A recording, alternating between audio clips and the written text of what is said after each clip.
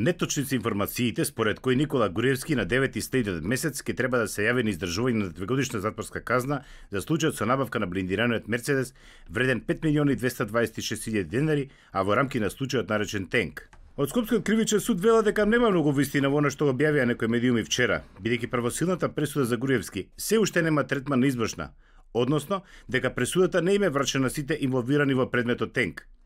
Оттам е подсетување дека Скопска единица одлуката на апелација прими минатиот петок и дека имаше еден неуспешен обид да му ја врачат пресудата на Груевски.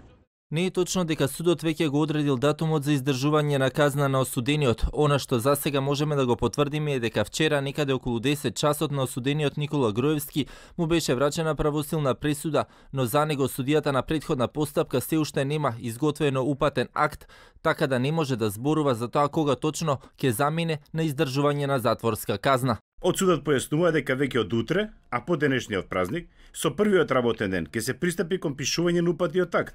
И дури откако тој ќе биде завршен, ќе може да се утврди точниот ден кога Груевски ќе замине на издржување на затворска казна. Првостепената пресуда за предметот наречен Тенк, Скопскиот кривичен суд, односно судечкиот совет со кој раководеше судиката Добрила Кацарска, изречена 23 мај оваа година. И со неа, помошникот министер во Министерството за внатрешни работи Ѓоко Поповски беше осуден на 6,5, а Никола Груевски на 2 години затвор. На 5 овој месец, Апелационот суд во Скопје донесе решение со кое Поповски му беа намалени 2 години од првобитната казна, но затоа пак пресудата за Груевски беше потврдена во целост.